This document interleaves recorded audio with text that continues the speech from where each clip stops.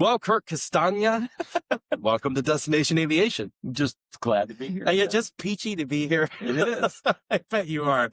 You're here for our 100-year anniversary. Yeah, thanks for inviting me. I'm Thanks for excited coming. about, it's not often that airports have a 100-year anniversary. And It's not. We're getting closer, right? In the 1920s, like Kelly's Airmail Act, and there's so many that are popping up. But it's funny because a director reached out to me that is in the Chicagoland region, and he's turning 100 next year.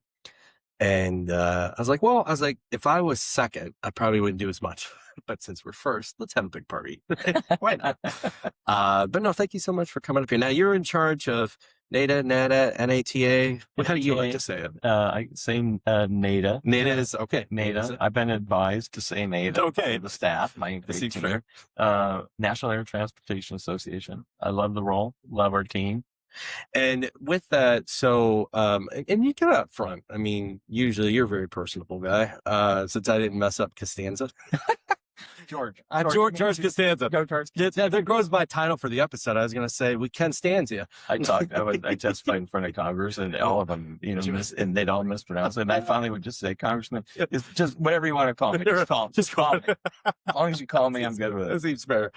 No, people, it's interesting. We have a lot of people listening to the show now, and a lot of them in our industry. Some listen to laugh at me. Some listen to I like it. But others, there's a good amount that aren't in our industry, but they always love kind of up front to hear a little bit about maybe how you got to run NATA and all the other stuff you're doing in the background. But maybe who is Curt?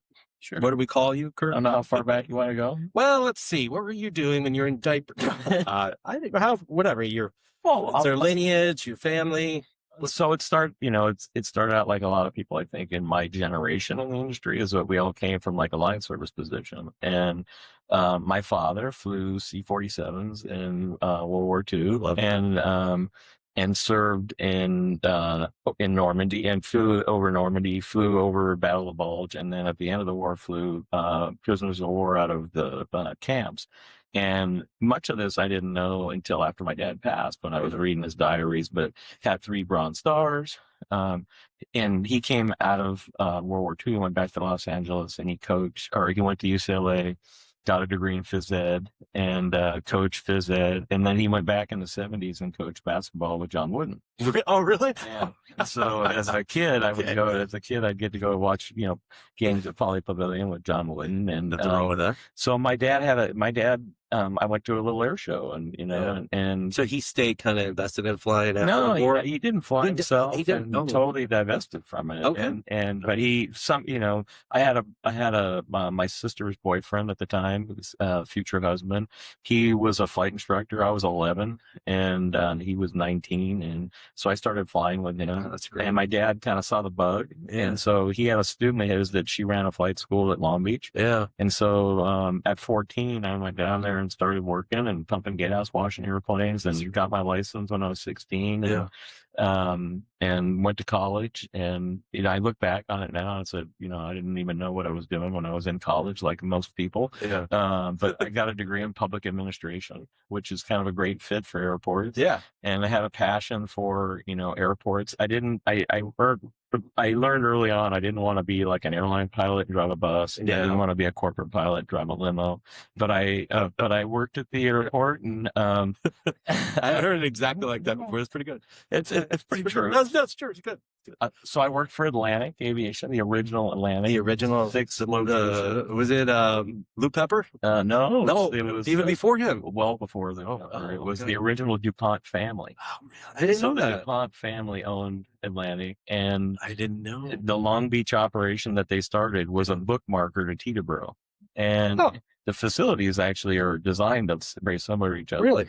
So I was going to college, and I worked ramp, and we did all the airline fielding and everything, and I kind of worked my way up to a management type role. And then Atlantic, and I mean, today you'd never hear of this. Yeah. Today Atlantic said, well, we're leaving California. Yeah. And that's when Atlantic went into, I think, their first sale mode, and Legg Mason Bank bottom. Yeah. And so I was asked, at 26 years old, do you want to go back to, Wilmington, Delaware, or, and then the principals who built the facility, 15 acres, they asked me to stay on and manage it and convert it to the self-owned FBO. So we became owner operator. Okay. And so I left Atlantic 30 days earlier than the closure, and I helped transition the I didn't know that part. FBO. Okay. And so I say all that because I learned early on that to be successful, it was really about building relationships. Yeah.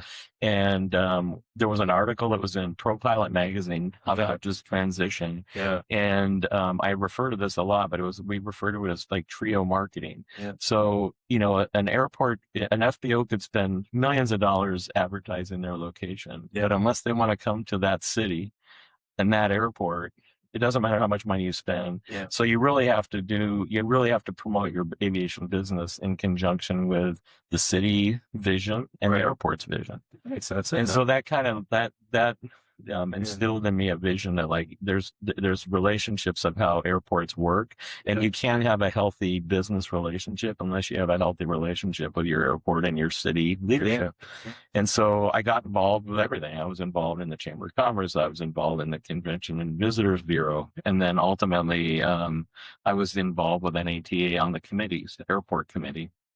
NBAA had an airport committee. So that was about the time you got more connected into NATA? Yeah, that was about in the early 90s. Okay. And I guess where I just hope my own edification on this, when you were at the FBO and you talked about, I think the acquisition or when, Atlantic was going to get acquired, is that, you said went back to a single standalone FBO in Long Beach? Was it divested from whatever was happening? No, so they're California, but ultimately, remember, Atlantic only had 6 locations at the time. Okay, and so they were divesting themselves out of California. Oh, so they were just getting they were shrinking. Yeah, and then ultimately, Legg Mason Bank bought them. Okay. Stockton Smith, who was one of the DuPont, from the DuPont family, he was running the organization. Yeah. He was a Delta Airlines DC-9 pilot at the time. And I look back on that, and it's so much different than the FBO world that it is today. It is. Yeah. It's weird to think of it at that scale with Atlantic. Yeah, 6 locations. Yeah, it's weird. And so, I evolved in getting in with organized associations and just building relationships within the industry. And so eventually I was recruited in the early 2000s. I was recruited by Jim Sweeney in Fargo, North Dakota. And a big shout out to Jim because I blame Jim for everything today. But is Jim still up in North Dakota? He is still. Okay, good. So Jim asked me, said, "Hey, like you're a candidate for the board. Would you consider it?" I said, "Sure." And so I got on the board. And served almost 8 years. And I was on the board with some fantastic people, Andy Priester, Marty Hiller, Greg Schmidt from Penistone. It's like an all-star lineup. And I learned a ton. I mean, and Michael Scheringa was chairman of the board from Signature when I was on, and just learned and was a sponge for listening to those guys and run the organization. And so I did that. And as my term was running out for my last term on the board, NAT is a little different. Still today, we're a little different than some of the other trade organizations where they wanted leadership from industry. Yeah. So at the time, I was, still running a couple of aviation facilities and had started the consulting company, doing development, project management, and doing a lot of airport consulting. Yeah. And so still have that entity today, but NATA wanted somebody from within industry. Yeah. And our cost model then is different than compared to some of the other trade organizations. And so I rolled into the position of president and immediately, have a staff of, almost 20 and some outside consultants. And this was just after COVID. Okay. And so we were doing a lot of stuff remotely already. Yeah.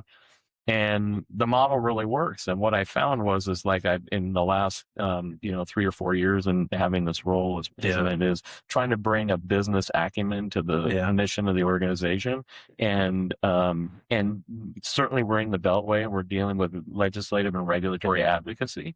But I think what we need to do is run like a business, and we need to have relationships with the other trade organizations. And so I've been really focused on, collaborative partnerships partnerships with AOPA, EAA, the other alphabet groups, AAAE, and then taking leadership roles and advocacy positions that are key to our members. So, we have about 3,800 members, mostly in the FBO and Part 135 MRO world. Yeah.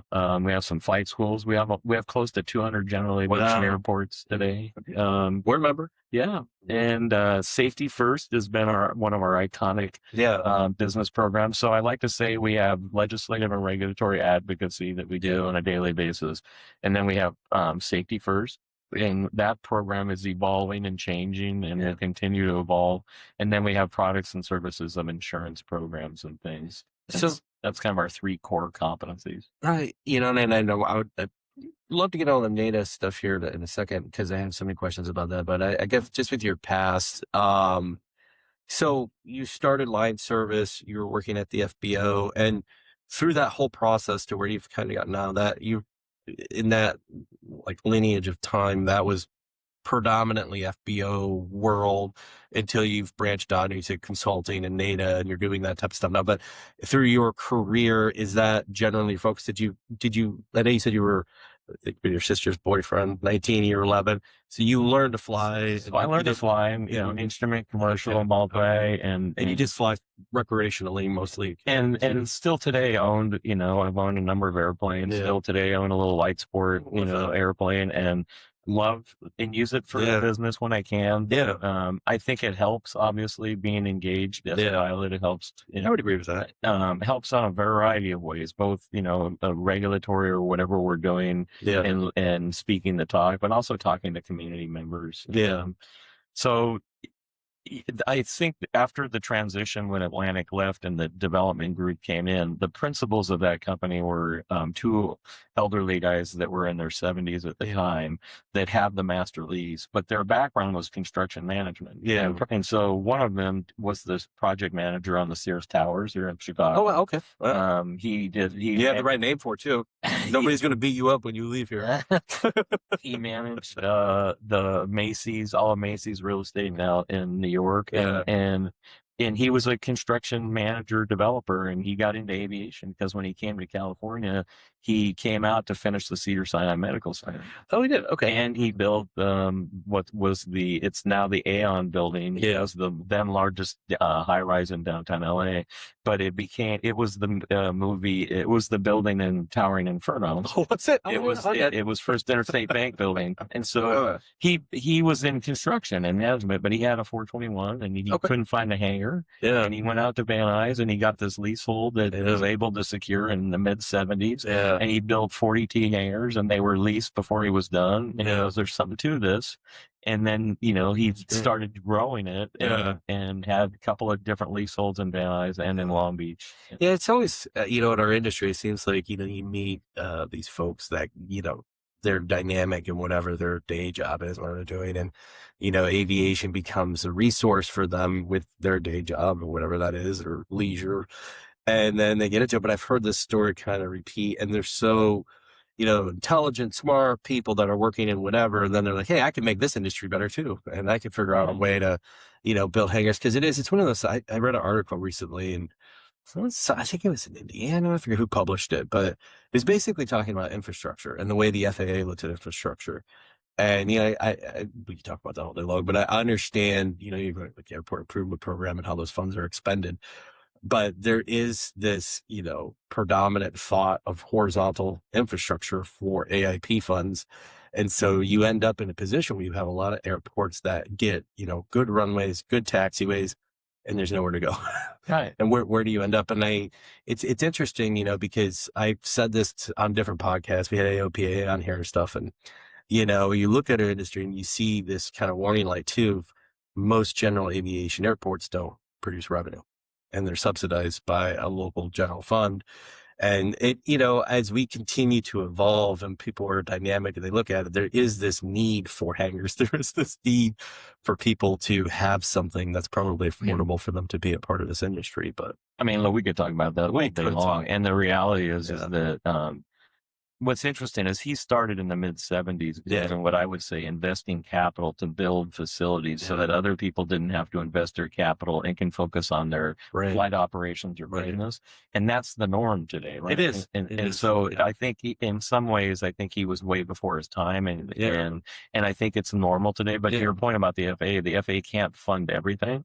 And so there's a lot of work to be done, because as you think about it, this is that you have these 30 or 35-year leases. Yeah. Well, a lot of those started in the late 80s and 90s. Right. And so right before COVID, we were experiencing this transition of functionally obsolete buildings that needed to get redeveloped. With normal wear and tear after 40 years. Right. The doors falling off. All sorts of discussions that would happen about reversion. But then it starts this discussion about self-sustaining airports. Yeah. And then you start talking about, well, the airport reverts a building. They need that to become self-sustainable. We understand that. There's other mechanisms to achieve it besides just straight reversion. Well, we've talked a little, people have asked me, so reversionary, right? And it's kind of unique to our industry. I don't actually know of another industry that, off the top of my head, where this is happening, but invest. And I think it all comes back to grant assurances, right? Maintaining good title for the airport. And, I think the FAA, as it was kind of viewed, I think historically anything over 50 years as a land sale versus a land lease, just because of the duration of time. But people have come to me and they've asked, and there's a lot of crystal ball, and okay, if we reset our lease, I'm not a huge fan of it. And I'll say, in the sense of, I do like that airports keep control over the facility, because I've been at 8 airports now, and I'll be the first to say I've had my share of horrible leases. Fortunately, most of those are inherited. But, when you come back to it, you start to look at, this kind of warning, and, as an airport manager or working in that capacity for a city, county, authority, whatever it might be, it's a very difficult conversation if your airport is not self-sustaining. And, sometimes it depends on the airport. If there's not a lot of infrastructure that is there, usually, as it's geographically based, if you're closer to a city center, you probably have a better chance of people wanting to be at your airport. But if you're not, you see these deals for like $1 for 99 years, right? Or something. And you could look at each individual case and say, you know what, that probably was the right call, or no, that was a horrible call.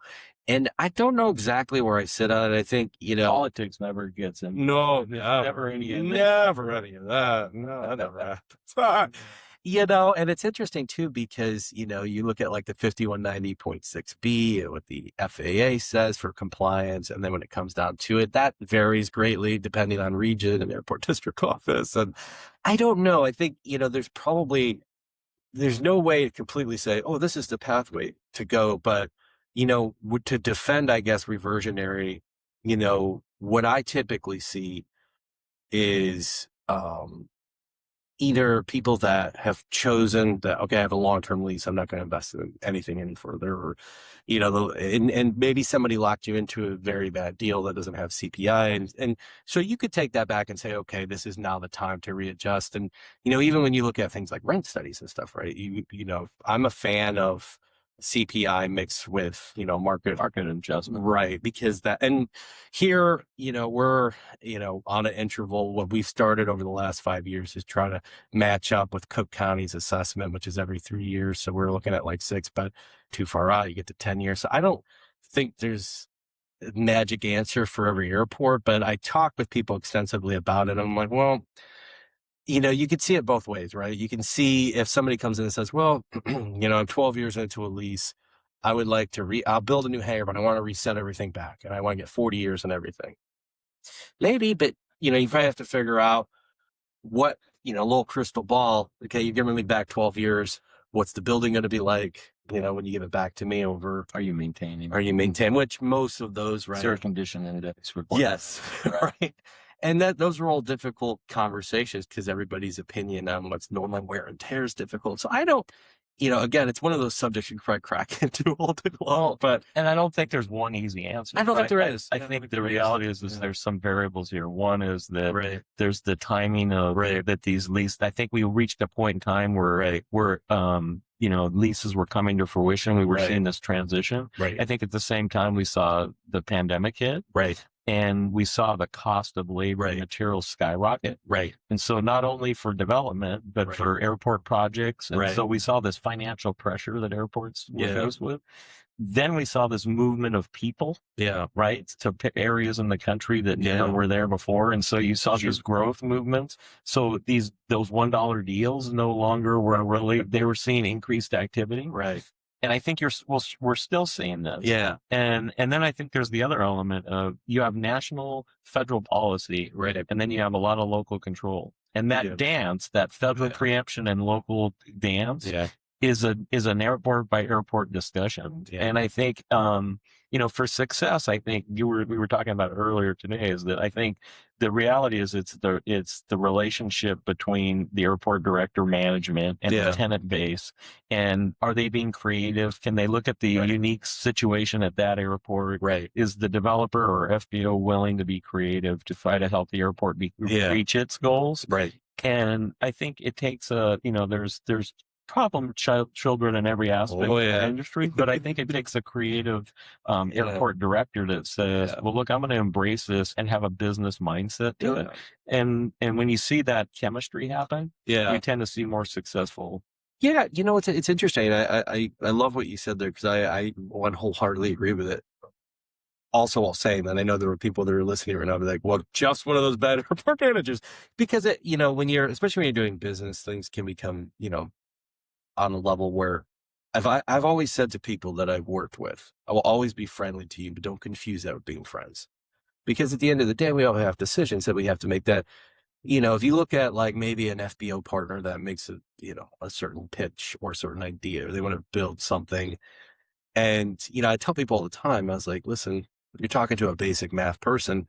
When you start running numbers, you can start to look at this and be like, isn't that a good deal for us? It may look sexy at the moment, but it's not going to be long-term good for probably the facility. Or sometimes it's like, oh, to the point you just made, you can come in and someone's dynamic and you're like, okay, we need to move quickly on purchasing a piece of land or something like that.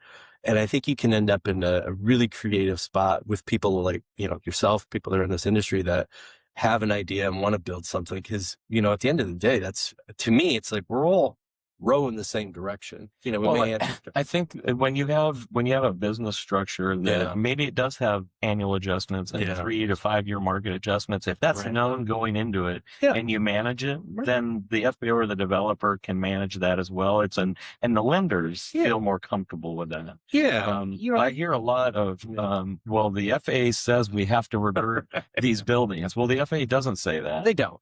But they do say that you have rights and powers and you can't release those rights and powers. And so if you don't do certain things, we're going to hold you accountable. But I think that's where the creativity is. And so, and I think airport managers get into a dangerous game when they start saying the FAA says, because, the reality is, especially as you go along in your career, you realize the gray area, or you realize what is interpreted. Design districts headquarters, you can get a different opinion. You're right. And maybe a different opinion from the same person on a different day. But it's the same there. Like I work very heavily on the state side, and we're a block grant state in Illinois. And so I've explained this in the podcast before, but for those of you who haven't gone back and listened to some of those episodes, basically the federal government gives a portion of AIP money to the state, and the state gives out, which in theory, right, it's not bad. Like you could say, okay, the state probably has a better idea of where funds should go. So it's not bad. And then, we have it's more stable. We have a great deputy director, and I've been trying to do more with NASAO, National Association of State Aviation Officials. Okay. But so there's 10 states, there can be 20. 10 more haven't signed up because every airport that's in the 10 right now doesn't like the way it's going. And, I think when you start looking at things like the advisory circulars and stuff for like block grant, you're like, hey, if we're not efficiently getting projects out the door, we're building, like prime example, we have a developer coming into this airport, Sky Harbor, it's known, it's public information. And we moved a ramp, for them. And we moved that with IIJA funds and title funds to us. It wasn't even discretionary. And our state was great at trying to get it done, and they finally did, but it was 6 months past. And the only reason why we were able to even keep the ramp intact and keep the project moving forward is because contractors stayed on. They weren't obligated to stay on. they missed the 90-day window. And it's things like that where it's like, okay, how do we try to improve our state partners, and create a scenario where we're all working in the same direction? Because it goes back to, I don't think whether you're a state employee or a federal employee, we can think, well, how could I screw over airports today? Well, I don't think it happens, but it's just people get set, and the airport people. Going back to what you said about and the pressure that I think the continuing challenges post pandemic are costs are going up for airports. Yeah.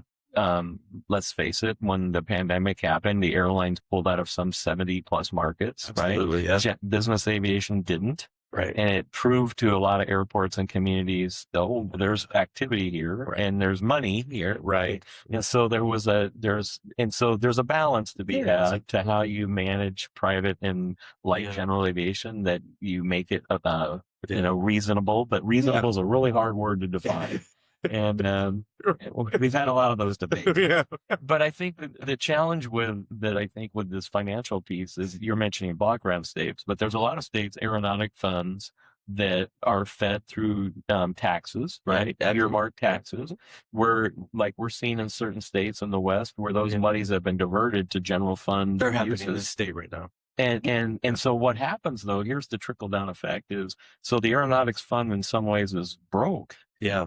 But the earmark monies that are going toward it are going somewhere else. Right. Those airports are looking for matching grants, or they're looking for, a grant to help support a project, and it's not there. So what do? Oh, I'm going to charge landing fees, and I'm going to increase my rents, and I'm going to do all these things. Yeah. And that's the trickle down approach. And so a creative manager is going to say, what can we do besides just implementing fees? Yeah. Right. And I think, like here, Kyle Lewis was on one from AOPA, one of the past episodes, and we talked a little bit about this because I think are one of a handful. I thought it was 3 and maybe more now. I think we're the largest airport to support some of the provision of PAPA, the Rotor Act, and and I've said to them, and listen, I've gotten a lot of flack from other airport managers, but I'm like, if you think about, I get off, when we start talking about things evolve and change with like ADSB, whatever, that's life. But what I've always said about ADSB is I think it's a horrible source to charge anything, because I can say from my own experience in this industry, everything is all the same ADSB data sources. And we literally have systems at the airport that we installed here. You can see operations swing 30 to 40,000. In an airport that's about 100,000 operations. I mean, it's ridiculous to say like 40% of the track. And, a lot of times what I see in it is block tails and stuff, right? And if whatever it is, whether someone, the pilot didn't turn on the ADSB right before they left, or it just has a bad antenna, I don't know, or there's some blocking it here, but you'll see an aircraft leave, but we'll pick up outside of our airport, but it never has a tag that it was here. So it's like, how does the system ever know it exists? Because it's a block tail. So I was like, listen, I can get behind that, because I could look at this and say, well, to your point about fee structures and putting stuff in place, when we looked at the fees for the runway, I'm like, I was like, I get the ideology behind that, but on the same thought process, I think in totality, it's 19,000 airports in this country, with 3,300 in the NIPI, the National Plan of Integrated Airport System. So it's it's the biggest network of airports anywhere in the world, right? Like, okay, so we could probably match that thought process with the thought process of it's Super Bowl weekend and I have to go to Henderson in my 172. You could probably say, well, maybe I don't have to. That's kind of, again, to your point about like practical stuff. I'm like, could be practical when it comes to most airports. There's not, this burden to entry. There's not these huge fees, and I understand protecting some of it, but that's, so supporting what AOPA thought, at least I'm there with what they have, generally speaking, but it's more around the thought of, okay, we're all in the same space. There's enough targets on our back for people that aren't in our space. Could we all find a way to work together?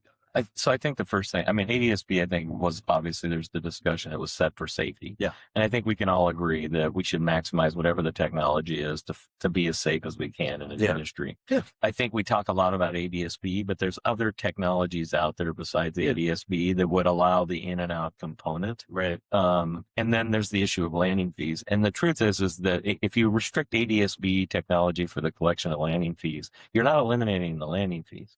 You're eliminating, that used to collect it. Right. And the challenge there is that, and this is where I think the FAA would get better. It's one of the things we advocate for is the guidance on how landing fees are established are all across the board. And so that goes back to that local control issue. Yeah. And the problem that we see with some of the airports that are establishing landing fees, it's not so much about the ADS-B technology, is what's the methodology that you're using that shows that you need it.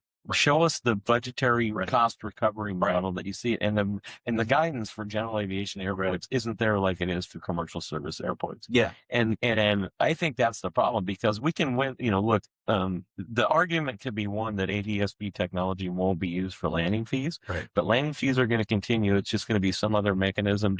And so once we get past that, why aren't we talking about how do airports raise their revenue streams? Yes. And, we were talking earlier about rates and fee studies. Yeah. So you go do a rates and fee study, right? Yeah. Comparable study, pick 10 peer airports, peer airport. And what you're going to pick is 10 airports that are also struggling too. So it's like you're comparing yourself to, and I think that's where sometimes the user community says, well, wait a minute, you got to look at that airport. No, I think what the FAA says is if you have a 10 peer airport and you find that you're within the average, but you need to raise more revenue. Yeah. If you can demonstrate why you need to raise more revenue because you need reserves or you need some capital improvements, the FAA doesn't say you can't do it. Right. You can charge more than comparable rates, but you have to justify it. Yeah. Yeah. It's funny because we did a rent study here exactly to what you're saying. And be like, well, like we're in Cook County, Illinois, which I think is a higher taxing district than California. And so the reality behind that is we're probably always, besides here at Midway, going to have one of the highest prices, if not the highest price in the state for fuel. And Wisconsin's literally, 20 minutes in a flight up the road. And so, we're never going to be able to compete with, Wisconsin prices, but when you look at like a rent study, people are like, oh, well, why don't you look at the airports? And I'm like, no, to your point, it's like, and this is what I said about rent study, like in a case where it's just general economics, right? Like if supply and demand, if you have more demand than you have supply, like in the case here at this airport, nobody's going to do a rent study and say, you're charging too little.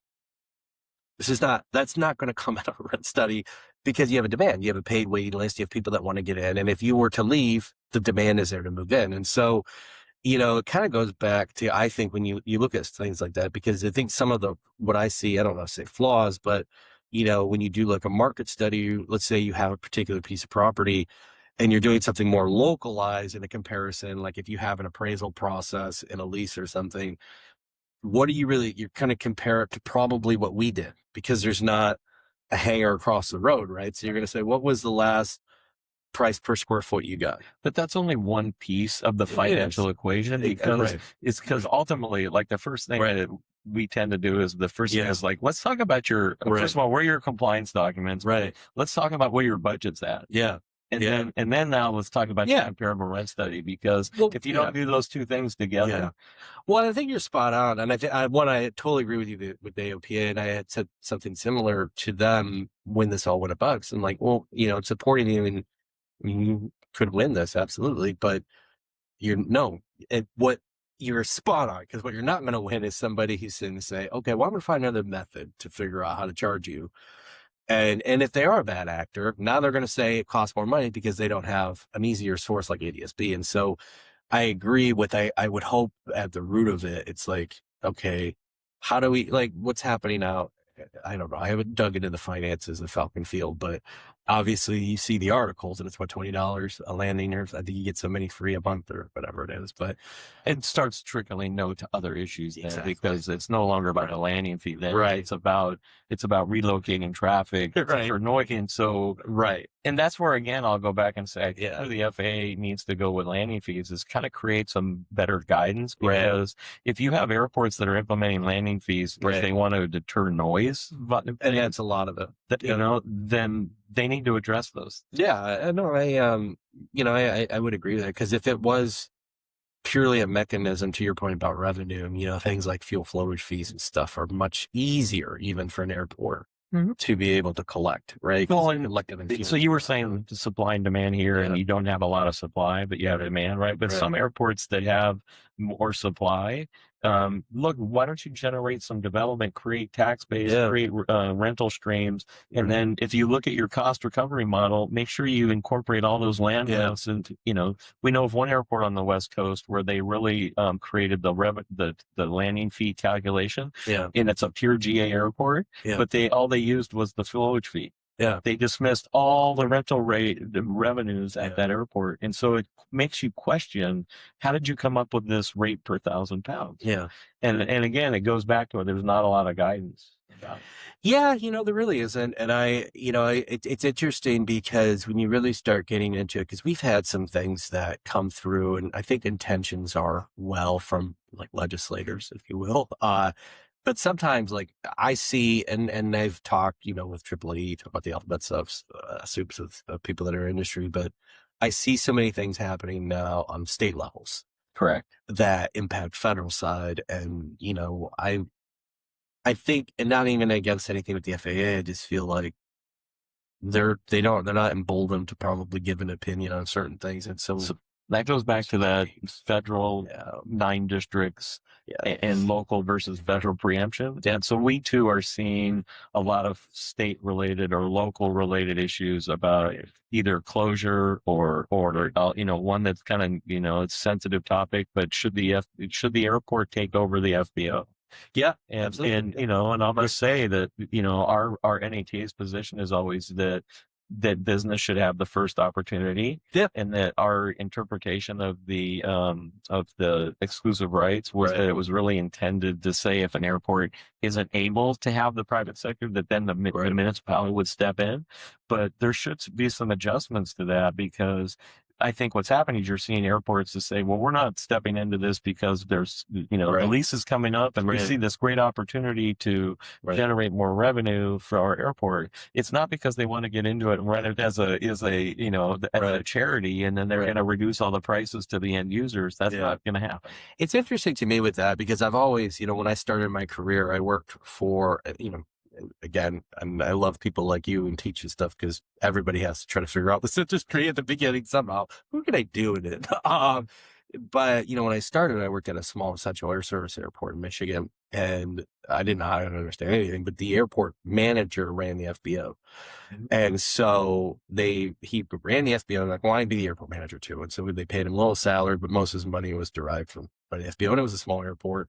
Ironically, a lot of traffic out of this, a lot, but we see people come up and call for the summer, a 5,000 operation type airport. So, but because it was Central Air Service, we had ILS, we had, I forget, it was over 5,000 foot runway, but so there was money and incentives put into it because of that part of it. But, when I really started, getting into understand, like, so it's interesting to me, because this kind of exclusivity, I feel like it has a certain kind of parameter within airports. And it's like, if it's so small, it's like the easy, right? Okay, let's just let somebody come in, a Curt, run it, and we're just gonna let him run the airport. So it's like the reverse. They're like, okay, you do your business, and we're gonna let you run the airport too. So there's kind of that concept.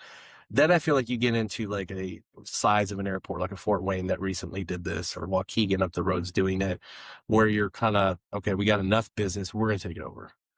And then you get to really big. Unless you know of an example, I don't know of a really big airport that's running the FBO, at least off the top of my head. Like a Dallas Love, or so it's weird, because it seems to me like this exclusivity that airports pull, it has a certain kind of Fort Wayne-esque level of operation. And I don't know if that's just naturally because it's there and the FAA allows it. It's like, okay, the airport's really not busy at all. It's like, Curt has a plane. He wants to sell fuel. Let him run the airport and run the FBO.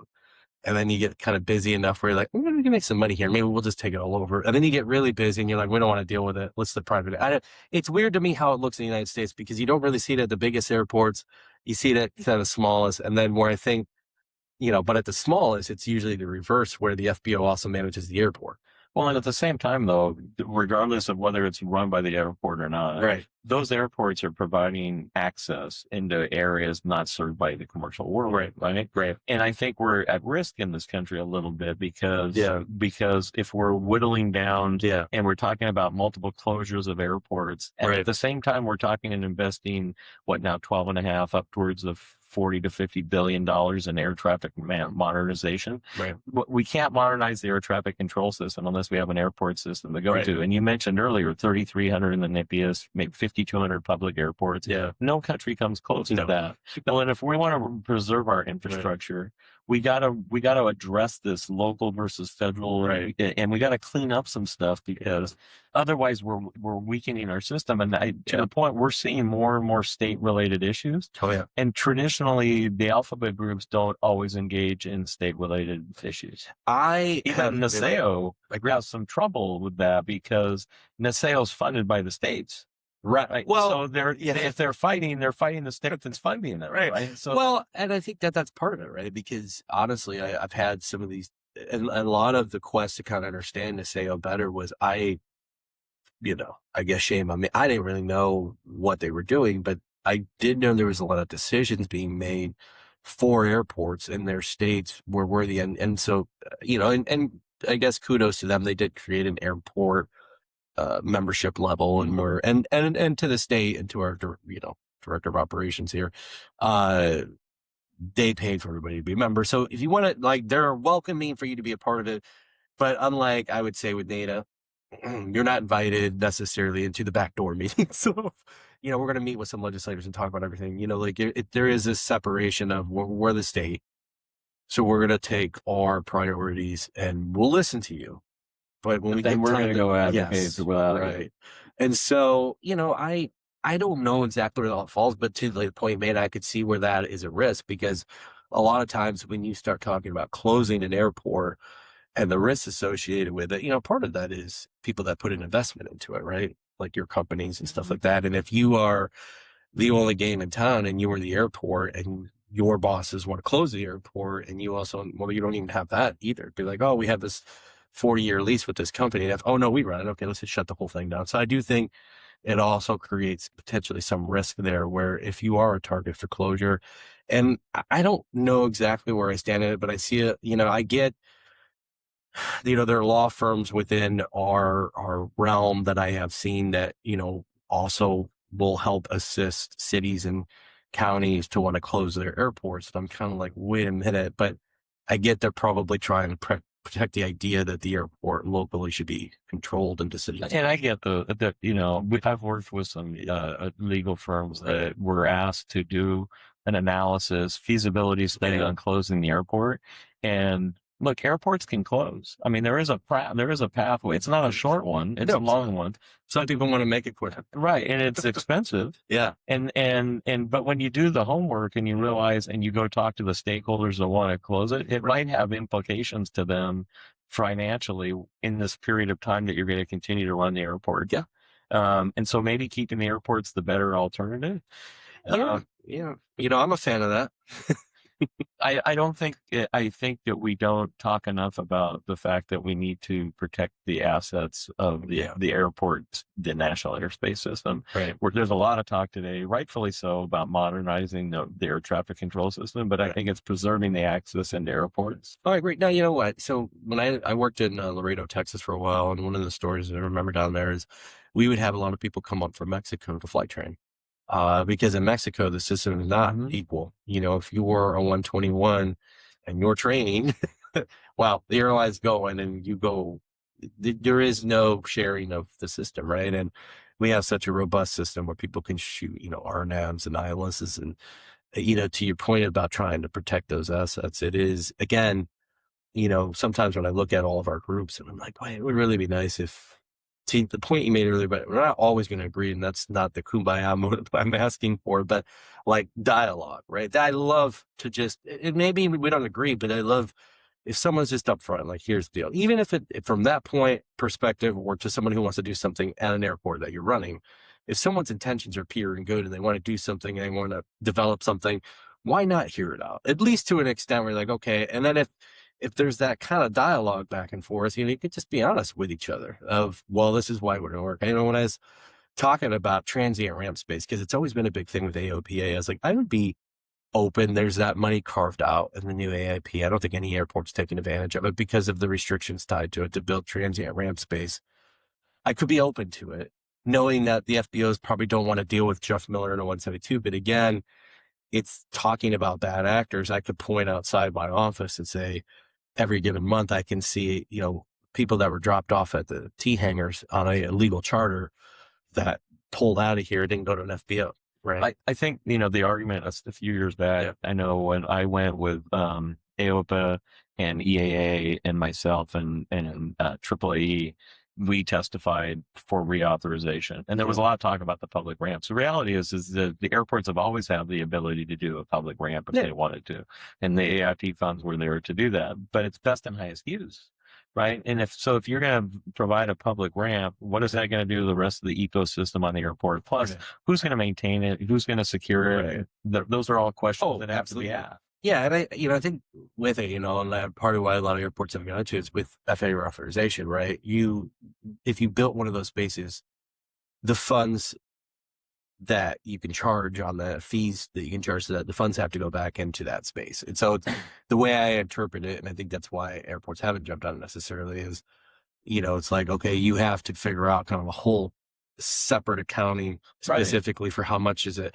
But again, I think the intention isn't necessarily horrible, but the problem becomes everything you just said. What are we solving for though, right? And if you're an airport where, let's say you're an airport where you're getting a lot of, as a manager, you're getting a lot of concerns from people saying, well, I don't want to drive into this FBO because it's going to cost me, $3,000 just to drop somebody off.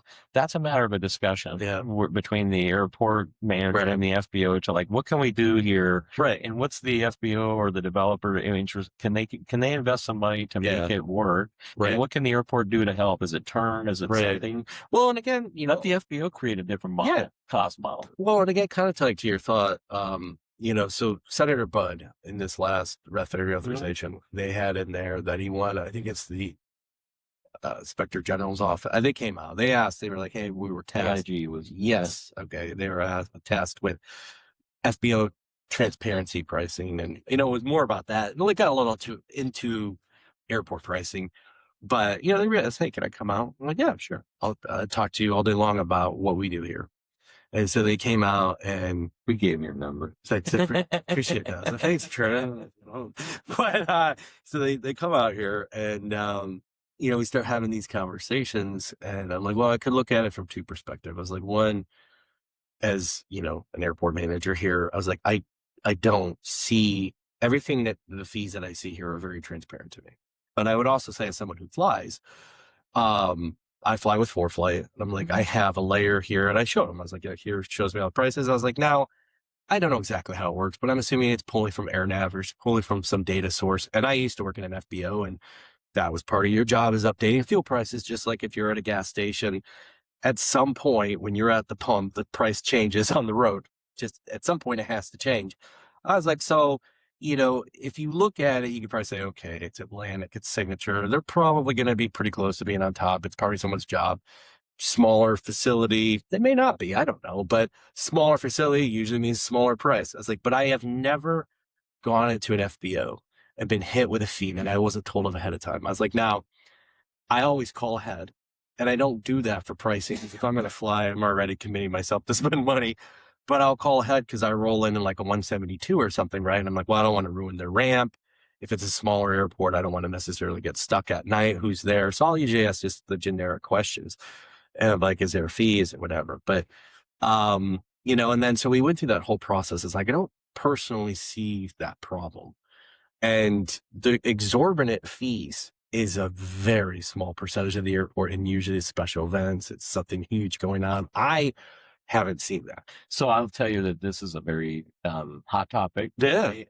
That's why I asked. Thanks for throwing that hand grenade out. It's a hot topic in the industry. Yeah. We hear a lot about special event pricing and the exorbitant pricing. We hear a lot about we need more transparency. Right. We hear a lot about we need what's reasonable, like defining reasonable. So I'll just, from an NATA's perspective, we're not going to advocate congressionally or through the administration to have the FAA to regulate pricing, Right. because that's not their role. Right. And you don't want Congress doing that. Right. And so the reality is this special event pricing, the term special event, is really, I think, passe right now. Yeah. I think it's more dynamic pricing, and it's evolving. I think it's continually changing, but and I'm not saying it's right or wrong. There's arguments on both sides. It's a very emotional argument. I think it's impacting operators. I think it's impacting sometimes 135 operators more than 91, because makes sense.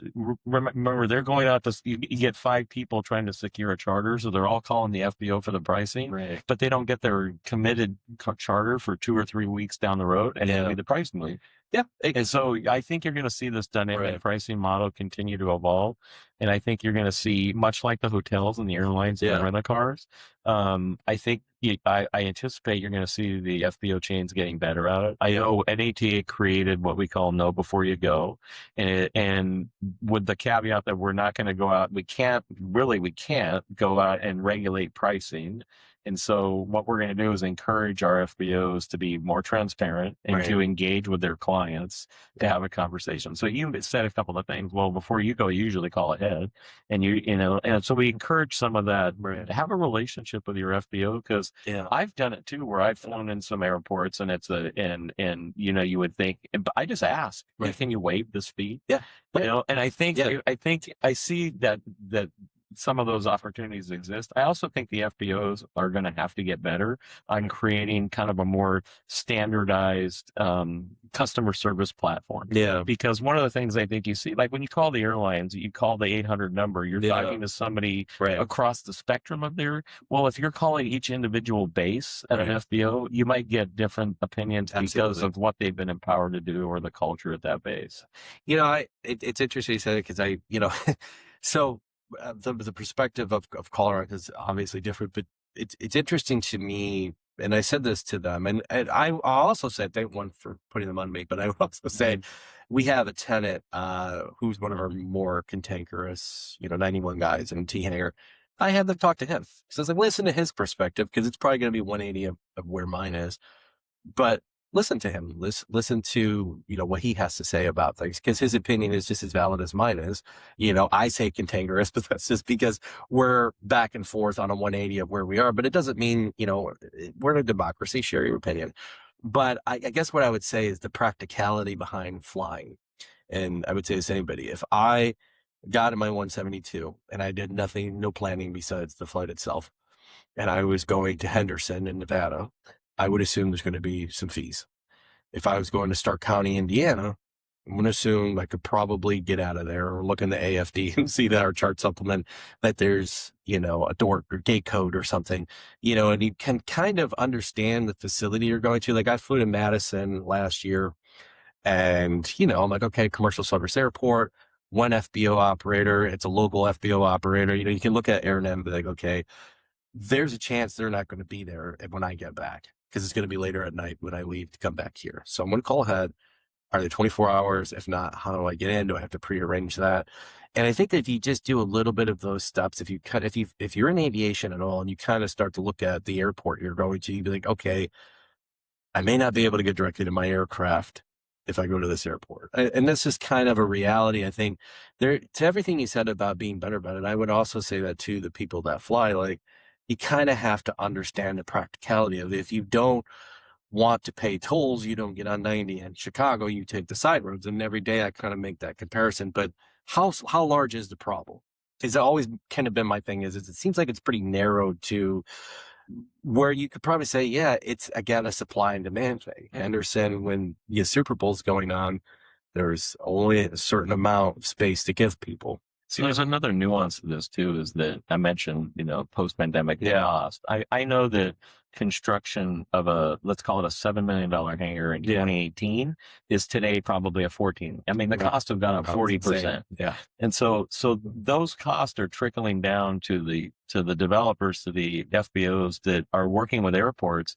And airports have gotten sophisticated in what their capital requirements are and the grading criteria, not just of capital requirements, but what else are you willing to pay for to come? Well, so that creates a cost model that has to be somehow paid for.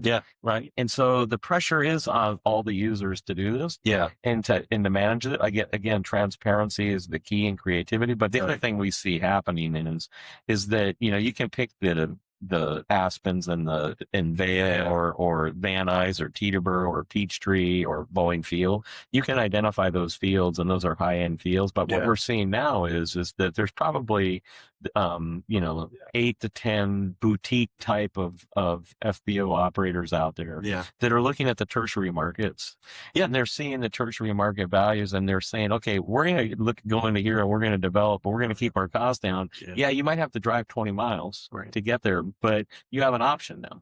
And I think it just, I think there's going to be a practical sense still, because, on the flip side of all of that, and you and I talked about this, I think, offline, majority, I'd say 95% of general aviation airports are not self-sufficient.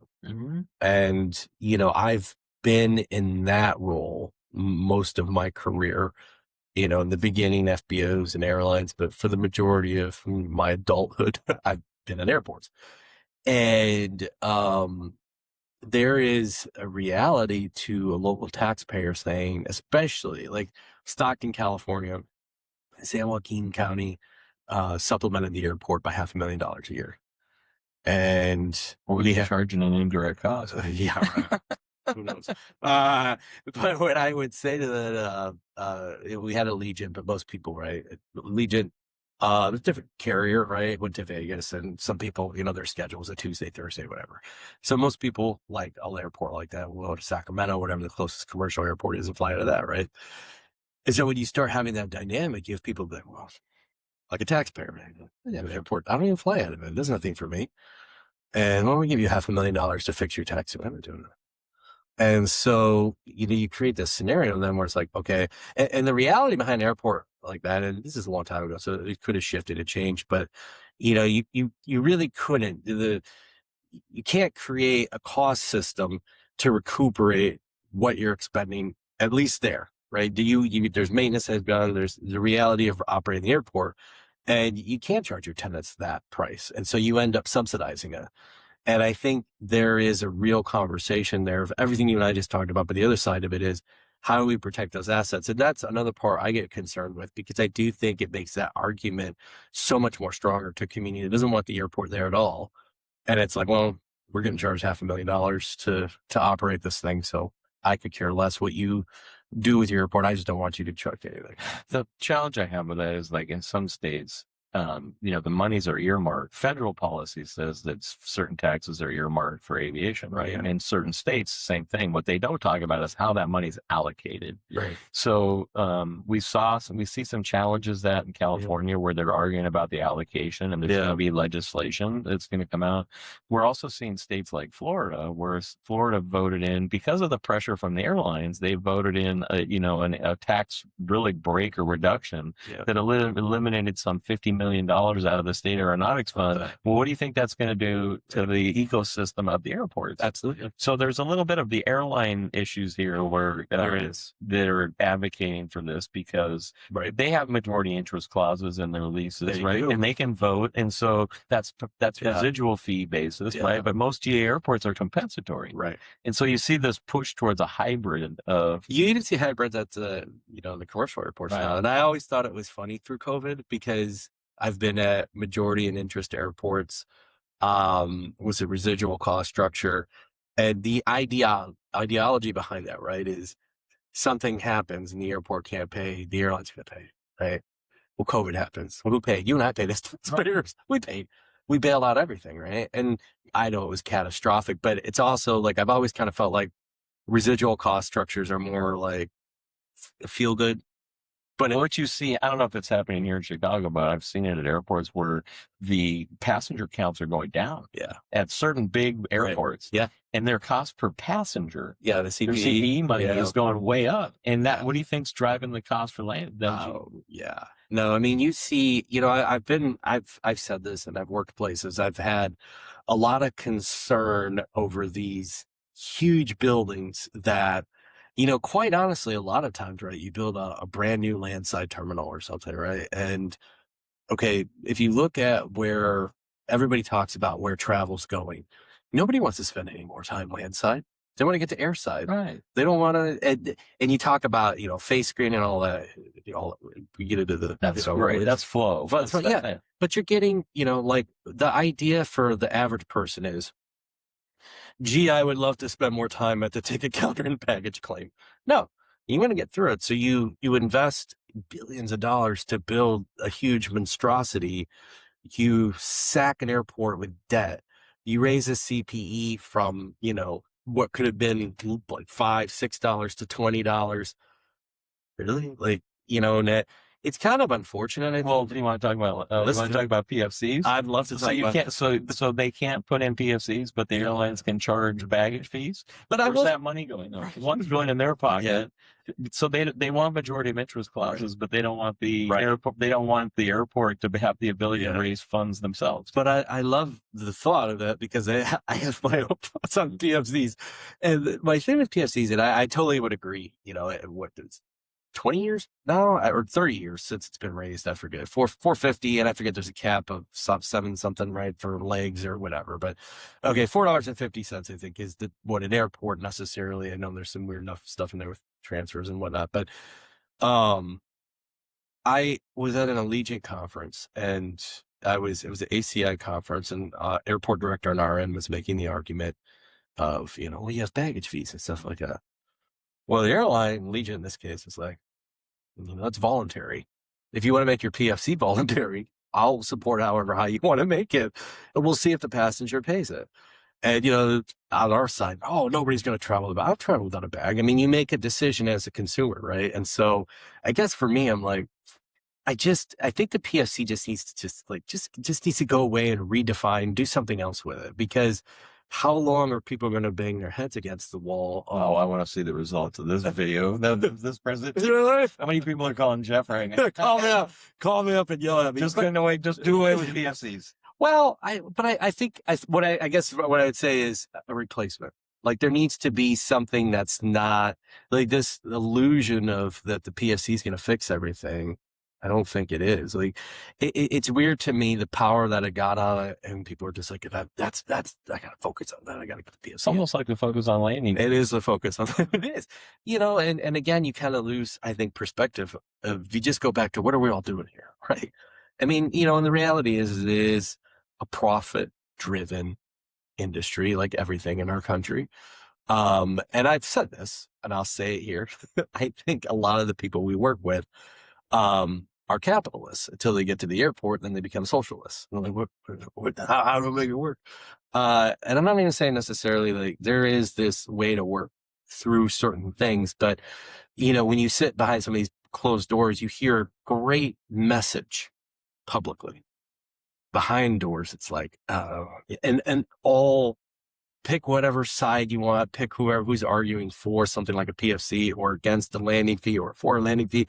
And those behind the scenes, it's just like, well, if they're not going to do it, they can go to hell and I'm going to do this. It's like, okay. But to me, there's so many great people in this industry. And then there are some that it's just like, do you just, what is it? Like, it almost feels like you want to stop the creativity, the thought. Like PFC is a perfect example. It might have worked back then, but how many years are you going to get wrapped up in asking for a higher PFC? I mean, we're on what, 20 now? 30? Well, we've been through Republican Democratic houses or Congresses where it's not passed either way. But right. Yeah, I just feel like I'm not sure what the answer is. I don't know either. I think as it relates to revenue generation, right. I think there has to be a creativity. Darren Pleasance, before he left AOPA, and I really enjoyed working with Darren. I thought he had a very collaborative. Never met him, but I heard good things. Yeah, very collaborative. I mean, he was a quick study on these issues. But we had a conversation a year ago in Oshkosh about landing fees. And, they wanted to talk in special event fees. Yeah. And I said, you're not going to get I think Congress or the FAA to go down that path. Right. Why aren't we talking about better guidance? And I'm saying guidance, not not policy, but guidance on helping define how rates and fees are established. Right. Because if an airport has a shortfall, right? If you had a shortfall at your airport and you had to make up for it, yeah, hitting the easy button to say landing fees is one thing, but do you have available land? Right. Do you have other concessions or other types of fees? Can you raise your flowage fee? Can you do something that makes it more universal than just charging one fee? And I think that's where sometimes airport management, depending on who the sponsor is they're working for, they get really myopic and say, well, I don't want to go down that path because I can't build more space out because my community's not going to like it. Right. So we're just going to hit landing fees, and then it's going to have the ulterior benefit of maybe redirecting traffic somewhere else. Exactly. Well, and you know, that's another point. That's another point. The whole environmental justice of like if you start restricting one airport or closing an airport. Oh yeah. Where's that traffic going to go? Absolutely. You're going to put it in some other neighborhood. Right. And you know, it's funny because again, so those closed door conversations that you have, people know that. Right. But they're like, it's not my problem anymore. That's that other man. That's that other council. I don't worry about that one. It's interesting because, I sit, where I live, I live on the approach in O'Hare, and I'll see some of our traffic here every once in a while. And, obviously I'm in the industry, so it doesn't bother me, but it never bothered me ever in my life. But noise is so subjective to the listener, and another topic we go all the way down it. But I guess I would just say, like, on my side to it, I feel like because of a lot of what we talked about in our industry, and it's a hot topic right now, like privacy, and it isn't, but I'll say to people, like, but you're sitting in your backyard and you see something in the sky, and you can pull out your phone if you're savvy enough, which doesn't take too much, and you can probably find out at least some information on it, and probably all the information if you want to. And I would tell people, I'm like, I don't think you would want to drive home and have somebody look at your license plate and know, oh, that's, Curt. And I go, there should be some level of privacy to it, but to kind of respect to people. You can't do it with a car. You can't. That's my point. You can't do it with a car. And, but it goes back to, I think, like I live close to a highway, right? And you'll hear the kid pretending to be Fast and Furious on it, and, but you can't, there's no, our industry has regulations around it. You can understand it. You can see it. It's a pinpoint. It's a moment in time. And you're like, I'm going to complain about that. And a lot of times I found with people is, they usually just, it's something's changed in their life. They're at home different hours now or whatever it might be. And they're like, you know what? I don't understand airports at all, but I am upset and I'm going to call about this. And again, to your point about communicating with people, I find that if you are willing to talk with people, most will at least begrudgingly come along or be like, okay, I kind of get it. Or there's still that group to tell you, to put the airport up your ass, and that's okay. We're talking about a larger, I'll call it cultural issue of polarization. Yeah. Right. Yeah. So technology's created some challenges, but coming to the middle of the ground to understand both sides. So I think the industry has to understand sensitivity to neighborhoods. And I think there's things we can do in that regard too. Like 141, the regulations for flight training. Yeah. Can we put into syllabus training some sort of sensitivity issues to like best practices to fly the aim, tight patterns? I think there's some things we can do to educate our workforce to how to fly better in the pattern environment. At the same time, though, I think communities are discounting the value of the airport in their community until there's some natural disaster or some event where the airport becomes critical for life safety or fire or whatever it is. But the reality is the days of the industry saying, hey, that airport was there before. I mean, look, your 100th anniversary, that airport was there before your neighborhood was there. Right. Can't say that. Unless you're Dick Van Dyke. Right. We moved by him. You can't say anymore, but what it really takes is airports that are engaged with their community try to have that dialogue to educate them. Right. I think some people come to the middle. I think there's always going to be a group that don't.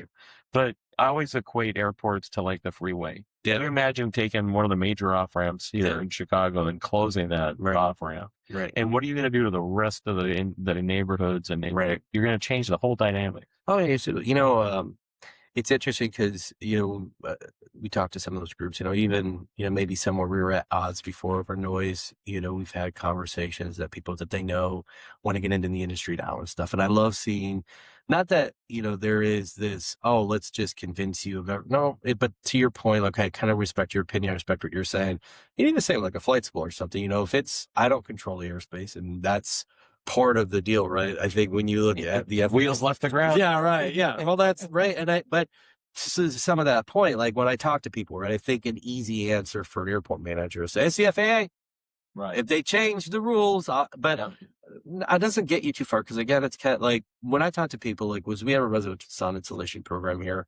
I won't lie to them, but I'll say, the FAA has tackled noise on many different fronts. I was like, one of them, at some airports, they'll allow a residential sound insulation program. I was like, and they also require aircraft to get quieter. The problem with airports too is they're surrounded by this private fence and people can't see it. So you have a celebration tomorrow, right? We do. Anniversary. We do. Yeah. So you're inviting the community out, right? And so taking the barrier down and allowing people to come in and look behind the curtain to see what the airport is doing. I find that airports, again, that do that, it helps build community interest and support and job opportunities, all sorts of things. Well, when we talk about a system, one, thank you for the plug. If you haven't come now. But thank you for plugging that. But what I would say to that is, I think as a system, there are airports probably where we've spent a lot of our career that can help where the commercial airports maybe have a little more difficulty, because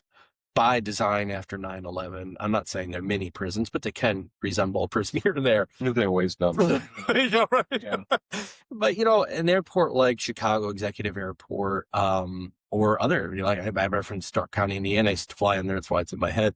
But, there's still an environment where a kid can come out and talk to a pilot over a fence line, and it's not barbed wire, and it's not, there's still this somewhat of an inviting space for curiosity. There was a period of time in the late 90s and, that where airports were doing these economic impact studies. Yeah. And you still see it. Like, and then it became a criticism of the study itself. Like, but are they evaluating the economic impact to the neighborhood, the negative impact? Right. And I think what we missed was that connecting to the community to help them understand what the business interests are at that airport and where it really means to, how many, letting them touch and feel of it instead of it just being on paper. Yeah. But look, there's airports out there that are doing, life flight, fire, all sorts of different diverse flying operations that are bringing value into that community that a lot of people don't understand. Well, and I was talking with one of our consultants the other day, and was talking about marketing and media, and I was like, the one thing, everything you just said is absolutely true. And there are these things that all airports are doing, that when it's you or a loved one that needs a medical flight or whatever, an organ transplant, or even I had a biopsy done on my eye, turned out to be nothing, but that was actually shipped out of this airport to Ohio State University overnight.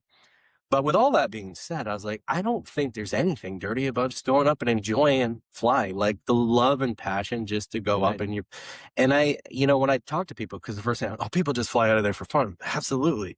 And I hope someday that's you too. Like, because I'll leave here sometimes because of my day job. I don't get to fly anywhere near as much as I want to, but when I get to, it's so much fun. And that's what I meant by the cultural shift of, I think, and it's not just exclusive to you probably said it so fancy it didn't connect in my head, because it's the shaming factor. Yeah, right. Like, if we don't if people don't like something, as opposed to just having a dialogue, we shame them into like, you shouldn't be flying that airplane. Right. I don't get to do that, so you shouldn't be able to get to do that. Which the thing when I talk to people that maybe it's like, you can though. Right. There's 9 flight schools here, and I grew up extremely poor. I had no money growing up. You're an airport manager. Now you're just rolling. No, I'm rolling in cash. It's all that landing fee money. That's right. And the PFC cash. No, but I put myself through school. I wanted to fly when I was in school, but the salaries were horrible. And then I moved to California, and I started to work in higher position at airports. And it got to the point where I could pay to learn to fly. And that's what I tell people here. I was like, you can learn to do it. You can set money aside. I mean, I'm not saying it's nothing, but I was just talking about the flight schools over here, and they're like, probably for a private pencil out $20,000 to $25,000. I'm not saying that's not like money, but it's also like, if it's a goal and it's something you want to do, it's obtainable. You just, like me, I literally had no money, and you set a goal for yourself. So it's like, you don't have to be a multimillionaire. You don't have to be multi-billionaire to be in this industry. So that's just one aspect of the airport, though. I told you I taught as an adjunct for 30 years in aviation management. I'm not going to hold it against you, Sean. Sean Moran? Yeah. Sean was one of and don't hold that against me. Come on, we fine. Sean, if you're listening, I'm sorry, man, but I don't think he'd ever listen. No, he might. You tell him to listen. Tell him Curt says you have to listen to it. Sean was a student, but the thing that we would talk about a lot is that when I first got there teaching, it was about that time in the early 90s when people were gone and they wanted to fly, and then they realized they couldn't. Now, what do I do what am I doing here? Well, you realize that everyone identifies flight attendant, mechanic, air traffic controller, or a pilot, right? Or there's thousands and thousands of jobs. That's the cool part about bringing people in. Long Beach does this thing every year where they do like this academy, like a week-long academy with students, and they bring them into the airport, and it's let's call it 20 students, and they're all high school age, I think, and but they take them around to every facility at the airport, maintenance, the fire department, the air traffic control. They expose them to all that stuff. And then they get up. The Young Eagles group there, the EAA chapter, takes them flying. And so they get exposed to all of that. And I think that we don't, as an industry, I think we could do a better job of. There's countless jobs in this. It was in place before I got here, but we have an aviation academy with the high school, and people learn on their fronts, basic lift drag thrust theories. We donated aircraft to them. And right now they're established one of the hangars, but it's being taught through Southern Illinois University. And so they get some college credit. But to your point is to kind of open up their mind and the tours. And, I always say, I think at an airport like ours, we have unintended barriers, and that, like in our area, we have 12,000 students in the high school district. And, I'll go to the career fairs and stuff, and I'll tell them, like, what? And a lot of them, So I'm like, we have an airport. But, you go to O'Hare or something like that. You're like, okay, I get on United, I go to Orlando, I know what the deal. You drive past here and you're like, I see Atlantic. I thought that was an ocean. Signature, okay. Right. Ascension. What does any of this mean? And to your point, even with educators, with some of our high school folks here, like, like, you have airport engineers? I was like, absolutely. I was like, how do you think it's all built? Engineers, right? And so, you could have all these pathways, finance. But that goes back to what I was saying about, like you as the director getting engaged in the community and inviting those people in. Yeah. Because that's building relationships. Yeah. Well, and I think that's, part of that. Like, I wanted to be in aviation. I didn't know that, but when I was 16, our airport manager, my brother, was going to get a pilot's license, and he said, I need someone to cut grass at pay hangars. And I said, I'm your guy, I'll do it. And then I started to kind of realize this industry and started to plug some of my own stuff into, that's my retirement job. I want your job here is doing the lawnmower. You know what? So it's funny, the job earbuds, touch a clock, don't listen to anybody. Well, so I had the little push mower because our runway lights were in the grass.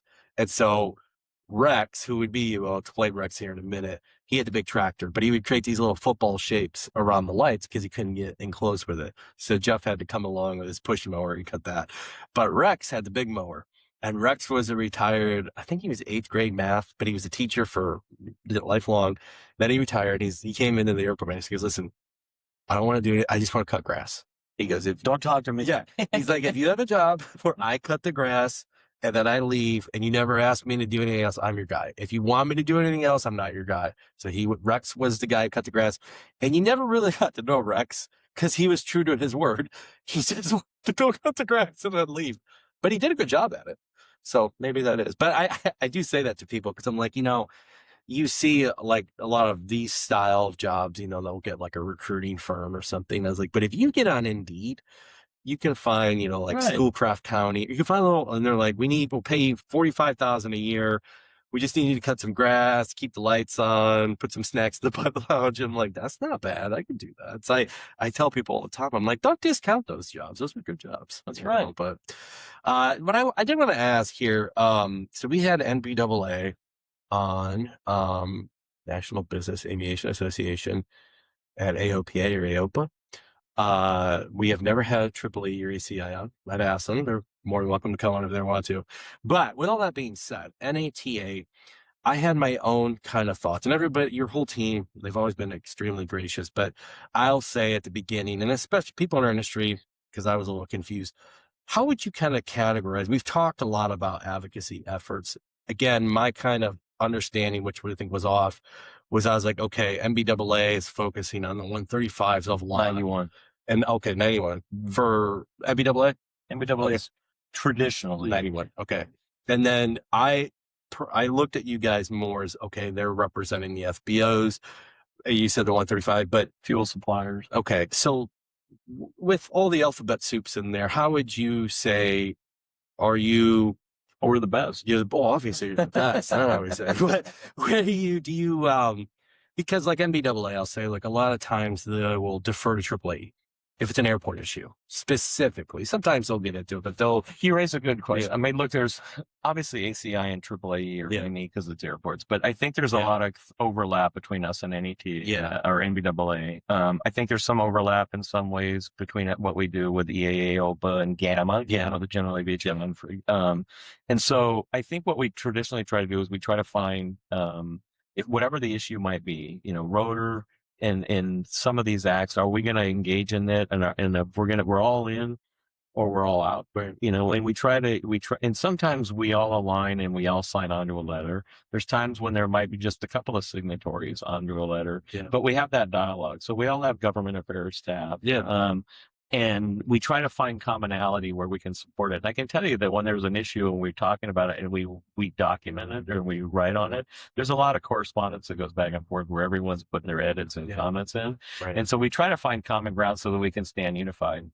Sam Graves, as T&I chair, Sam was very direct with the trades, meeting with us, saying, look, especially with the reauthorization, I need you guys to be lined up. You need to be here to support us, because if you're fighting amongst yourselves on the issues, it's not helping me get this passed. That's a good message. And so we try to unify in what we do. Now, within that, I think there's certain things that we each stand out. Obviously, all the organizations stand out differently on.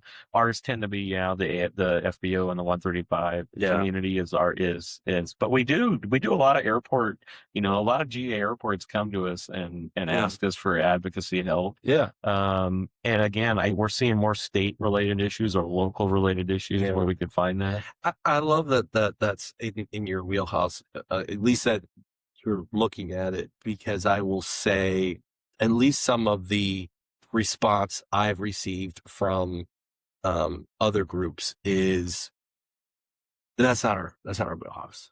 We don't deal with the state stuff. And I'm like, okay, but if the state, like here, there was a law that they wanted to pass, which was every project at an airport needed a project labor agreement, which, not against unionized labor, most of everything we do here is using that unionized labor. It hamstrings us, in every project, right? Okay.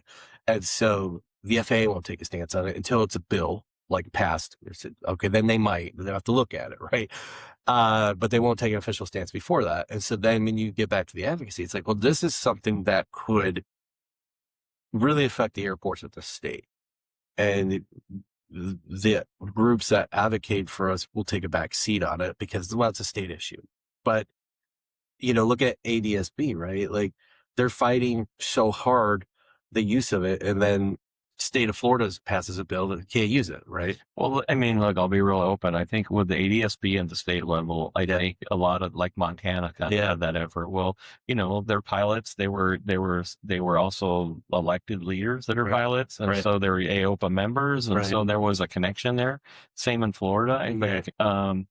usually when a state or a local issue comes to us, it's through a member. Yeah. And it's whether it's an airport issue or a Yeah. leasehold issue or something. Yeah. And, if one of our members called up and said, hey, that guy over at Chicago Executive is just making our life hell. Which probably would. The first question that I would say to the team is like, let's call Jeff. Yeah. And have a conversation. And I wouldn't pick up. Let's get both. And you'd ignore us. And then we'd write him a letter. He'd write me a letter, and then I'd be like, the mail doesn't come in. So, that, you have to hear both sides of it. And the issue is, it's not like a win-win. The issue is not win-lose. Right. How can we engage in a dialogue? Yeah. And so there's a couple state-related issues that we're dealing with now. So, Karen on our team will really engage with the federal legislators in that state or community and brief them. You have a great team. They're all so yourself, everybody. I mean, and not blowing smoke up your ass, but I'm going to for a second.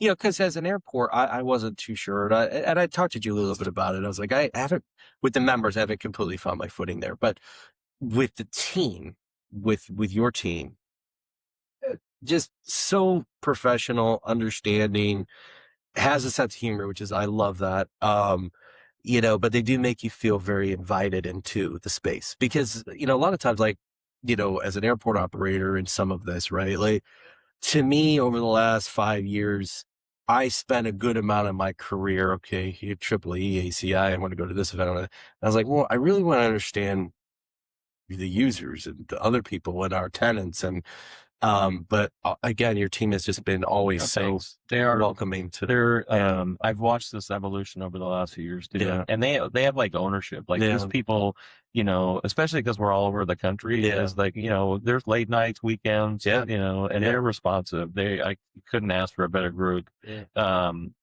And we're always going to be that way. Like, if I think the other thing is that we don't always have to align up with all the other associations. There are certain issues that we will stand out front in. I'm co-chairing the Eagle. I went to the restroom one afternoon and somebody put me in that position. So, I said, curse is a bathroom, sign them up. But I think it was the right time to do it because, just putting it out there, this transition has been challenging. And it's probably going to continue to be challenging. We have grant obligation protections through 2030. If we go past 2030, we might have a discussion about those grant obligation needs again. But the industry is committed to removing the lead. It's just not an easy issue. But some of the things that come up are is educating both the pilot community and elected leaders, because there's some communities they want that lead out tomorrow. Well, it's funny. I learned to fly at Hillview. Okay, it's your fault. It was my fault. I was blowing lead all over. Eric Peterson and you were right. No, I mean it's a minuscule amount of lead that is actually, It's the only petroleum. It's the only fuel product with lead still. Right. And then to that, you can't argue against that. And so it's the right thing to do. But it's also like, it's interesting to me because it does become a focal point at some airports, and then others it's not a focal point at all. But to your point, I think someone on the outside, I love the Eagle Initiative because it's okay, they're doing something about it. They know it's an issue, and they're going to fix it. And but again, to some of the landing fee stuff and whatnot, you start to think about like bad actors, and it's like, is it truly that you want it to go away, or do you see that this is a sounding board and you just want to stop the airport from even having any traffic? Let's just get rid of fuel. I don't care if they haven't figured it out yet. Let's just get rid of the fuel. I mean, to me, then it's like, okay, well, then you're not operating in good faith, whoever that It goes back to me, why do you need the fee? What is it? Right. If you need a cost recovery model. Right. And look, the truth is that some airports are heavily itinerant. Right. And so, maybe those itinerant traffic isn't because they're not buying anything. And so they're not really, providing anything to the airport. Fuel is a staple for the FBO. That's why I said to you earlier is that, the FBO world today is more of a real estate company than a fuel supplier. Right. Because the reality is that there's airplanes today that can go coast to coast and back and tanker. And we've had some FBOs that have experimented with like special event fees to say, we're not going to do any fees. And there'll be an event, whatever it might be, and no one buys any fuel. And it's because they don't need to. And so that ecosystem, that economics of fuel, is because you can't build the facilities that you need to build today, right, that you and the airports want, and do it on fuel alone. So to ask you too, you consult on building facilities now, right? Is that Yeah, so we have a development arm that we have our own resources to build ourselves. We do we manage projects I've managed for the large FBO chains. I've done it for some small private equity groups that have their own flight departments. Okay. Is that, and I know that is a part of my is that Ascension FBO? Ascension Group Partners. Ascension Group Partners, but it has nothing to do with Ascension FBO. No. Okay. I thought, because obviously we have Ascension where my day job is. But as I was looking at some of your background, I'm like, I don't think there's a complete connection there, but I was going to ask at least. So the core is like development, project management. Yeah. Okay. And so we're owner rep, and then airport consulting. And on the development side of airport consulting, it really goes back to an airport to help. It's the feasibility. So you said something earlier. Well, I hear we need more hangars. So we hear a lot. Well, we need more hangars. Right. Well, do you? Like, what is your waiting list? How legitimate is it? And then have you studied, do you want to build these hangars yourself, or do you want a third party just to come in and rent it ground from you? So we've worked with a number of airports to go through that exercise. And then we've written RFPs for airports for developments. And then when the RFQ comes back, we help kind of stress test the RFP to see, because at the end of the day, what you want is you want to deal with a developer or FBO that's healthy for them and the airport. Oh, absolutely. Yeah. It's interesting because they're not going to tell you all that in their RFP response. No. You wish you would. But it's interesting because with those when you see private development like that coming into the airport, obviously, to the kind of you were talking earlier about the FBOs and how your view is that private industry should have first rights to that. It's interesting because in the same kind of thought process, I've seen these airports that most of them that do this have pulled the exclusivity clause, and but they'll build the hangars, right? And I'll talk with them, and they'll tell me something like, I built a 43,000 square foot hangar for $18 million. I'm like, what? I was like, well, how are you going to make the money back on that? I don't know. Doesn't matter. Well, I think some of those decisions are being made because they're watching the industry do it. So they think they can go and do it. And sometimes public money is more expensive than private money. Well, there's that. And then there's also this kind of thought process too with governance is, it's like, well, we really have to operate like a business. We can operate kind of like, build something and see, and somebody moves into it. So, but how long can you lose money? Right. If you can tax, I guess forever. And that's another part of this too, is, like we're not a taxing airport. There are airports out there that have taxing authority. Most in our country, as you know, right, there is usually a backstop. There is some owner, even if the authority, the county that created the authority is at the end of the day, usually a management agreement over 50 years or something. Then they create a board. Okay. But the backstop is. Should we ask Naples? Let's ask Chris. Let's ask Chris about it. Let's ask him if he's moving his airport to the Everglades. But Curt, it's funny because we're hosting the General Aviation Conference in August, and so last year I was in Texas. We're a sponsor of. Thank you for being a sponsor of that. Why you said Triple E should say thank you, because I'm a sponsor too.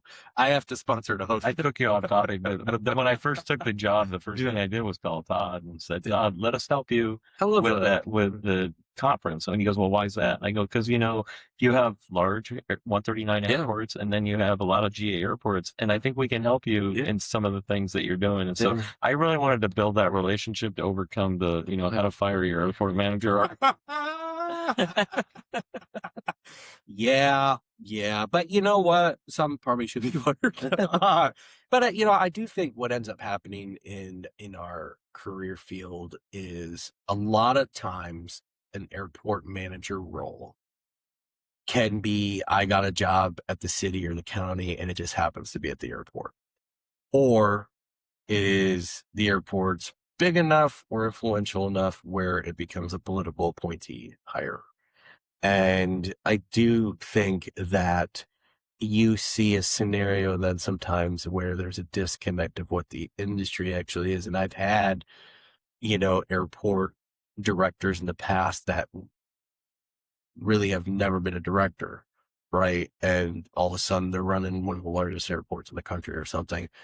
And, I'm not saying that you have to know the ins and outs, but even before you and I sat down here, I knew NATA, NET, and NATA, general kind of idea, right? Or AOPA, or if someone said AOPA to me, I'd be like, oh, okay, that's not orthopedics. I get what that is. Okay.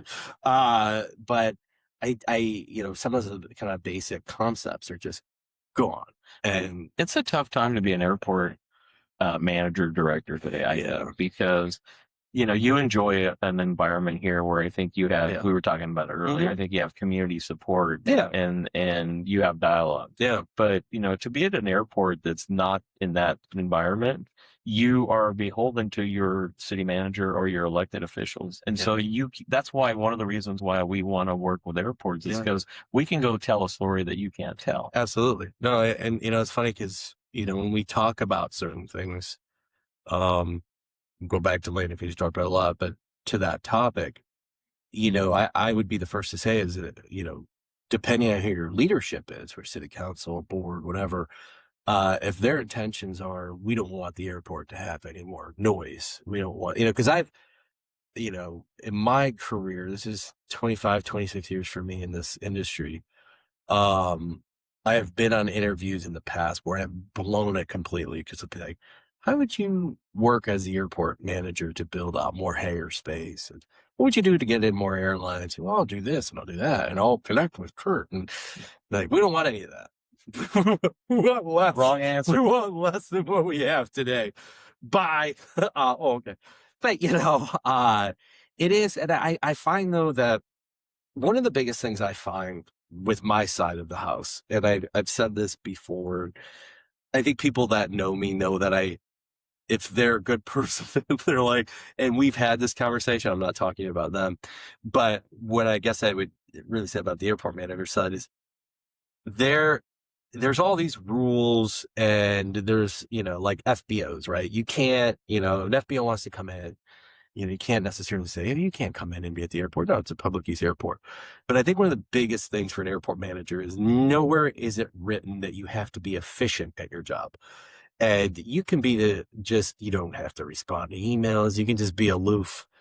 And it's not technically wrong, but you see, you send some emails to some government entities, and I do it today to some that you just know the standard is, I'll probably never hear back from you.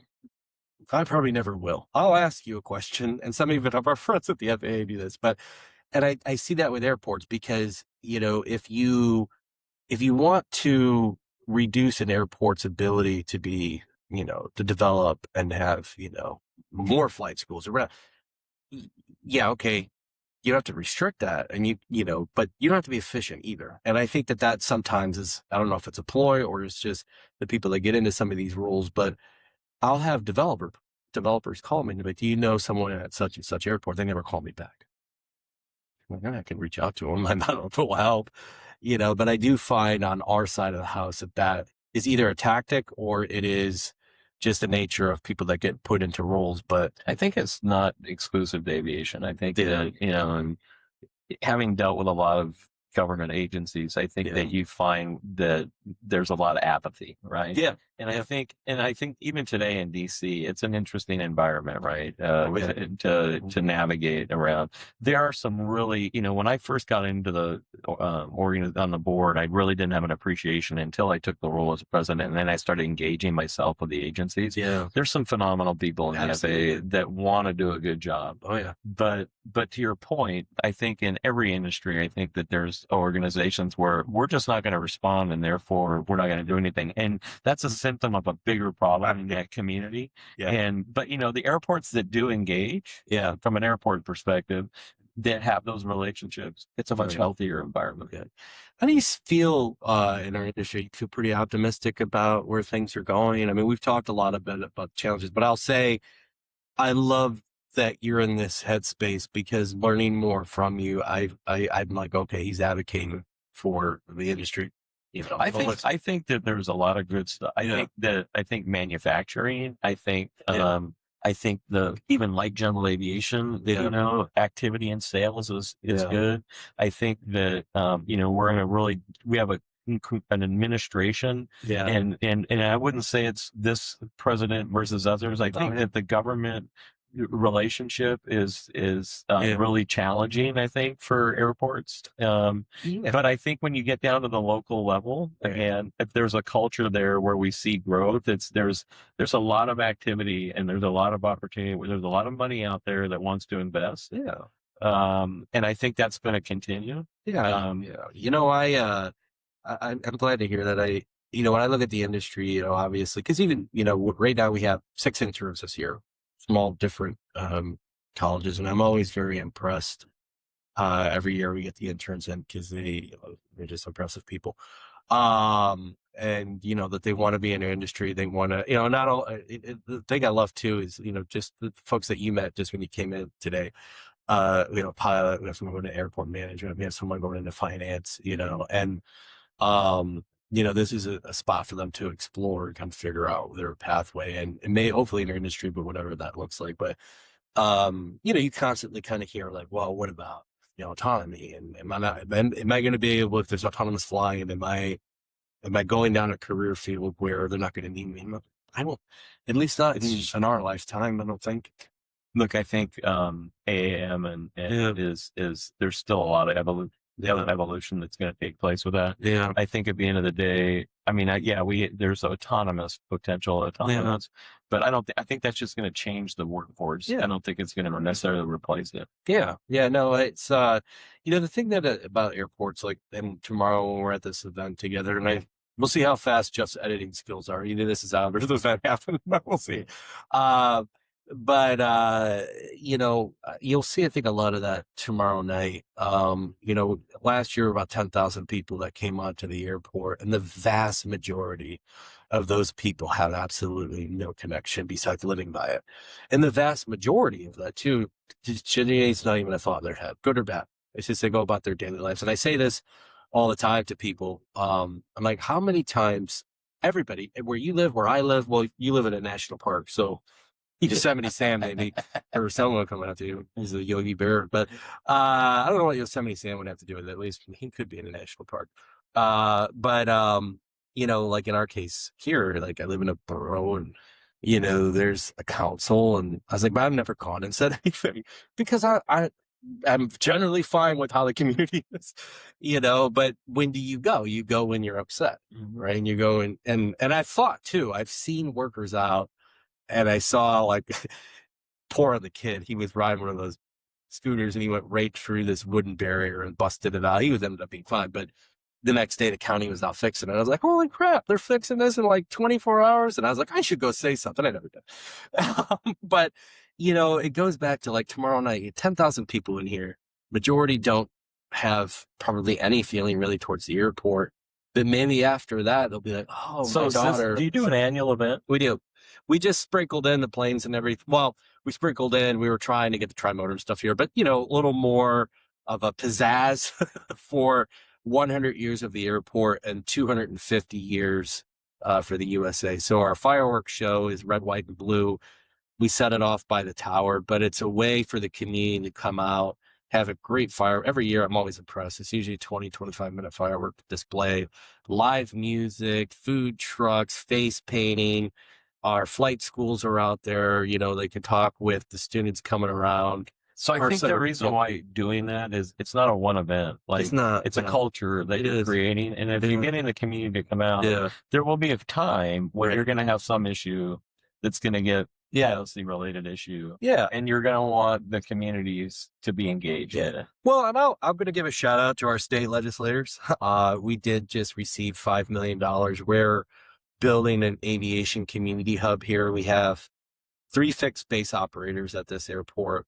But what we intend to build here is what we are. So at the end of the day, as the airport operator, really a landlord. Right. At its core, facilitator. We let the private industry. And if you fly into this airport, you have a really good experience. All 3 FBOs have great facilities. There's really not a great spot for someone who just we have a viewing area. We do have a viewing area. But we want to create something really cool, and we've had some partnerships lined up with colleges and universities to create a campus environment.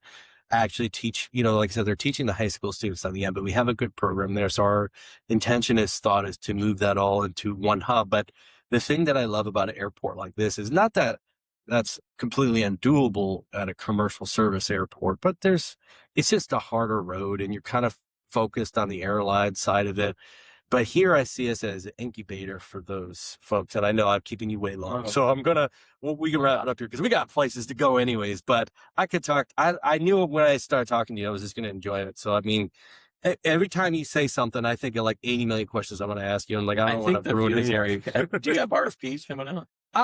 We will have one for the development area in the southwest corner of the airport, probably towards the fall. So I've been seeing a number of airports with viewing areas where, again, there's the component of what's your capital improvement, but what other airport investment would you be willing to make? Yeah. And we're seeing the industry respond with contributions to help build those viewing areas and in clubhouses to bring the community in. Yeah, and I love that. We actually had a couple of proposals in the past of development, kick some ideas around like that. And the space that we want to build out, a venue where you could have an event, it doesn't sacrifice an FBO. I envision this building. It's an asset for the communities.